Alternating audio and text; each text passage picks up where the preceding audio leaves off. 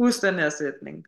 Er det rigtigt forstået? Fordi vi har så mange refleksioner og observationer omkring hinanden, men hvis jeg lige kan ende sætningen med, er det rigtigt forstået, understreger jeg min åbenhed over for, at jeg ikke har ret i alt, og min åbenhed over for deres oplevelse af situationen.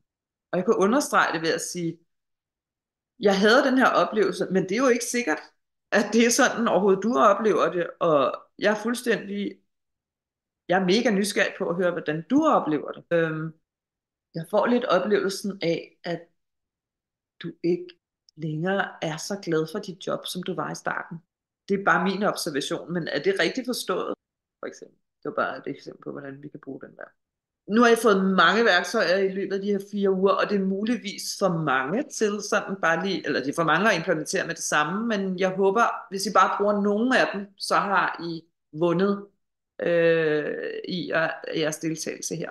Fordi at det er modigt at være med os, hvor vi kigger på vores forhold, relationer og tager de her skridt i at gøre ting på en ny måde. Det er langt fra alle, der er klar til det. Det anerkender jeg alle sammen for. Mega godt gået. Bliv ved, bliv ved, bliv ved. Ræk gerne ud, hvis der er spørgsmål. Hvis du har lyst til at fortsætte rejsen, så har jeg et forløb, der starter lige om lidt. Det kommer til at handle om enagrammet. Det kommer til at handle om, hvordan jeg går fra selvkritik til selvkærlighed. Og bruger enagrammet til det. Vi skal lære enagramtyperne bedre at kende. Hvilket skaber en tilgivelse af mig selv på et dybt plan.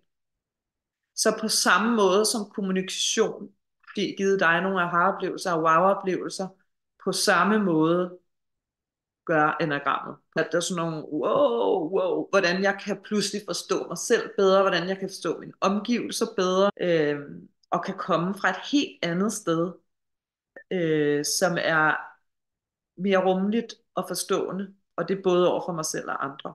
Det her det er et redskab, som du kan blive ved med at arbejde med og undersøge resten af dit liv. Og enagrammet ligger så tæt på mit hjerte, fordi at det for mig forløste nogle af de vildeste blokeringer. Og det var selv efter 30 år med personlig og åndelig udvikling. 30 år, det er alligevel nogle år, og jeg har virkelig fået jeg har oplevet en masse ting gennem de år og lært en masse.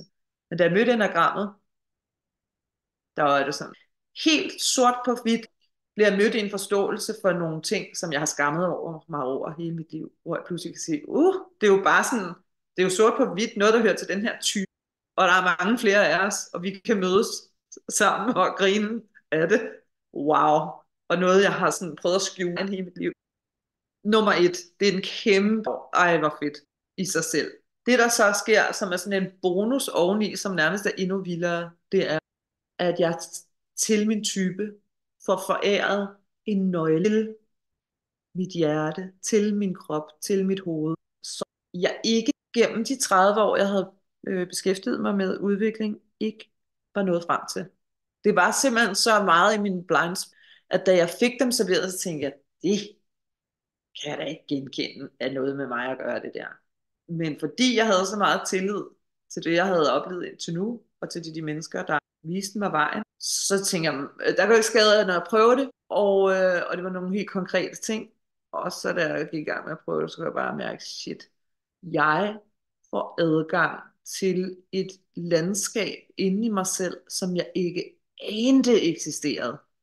Jeg får adgang til man kalder det inden for enagrammet min højeste bevidsthed.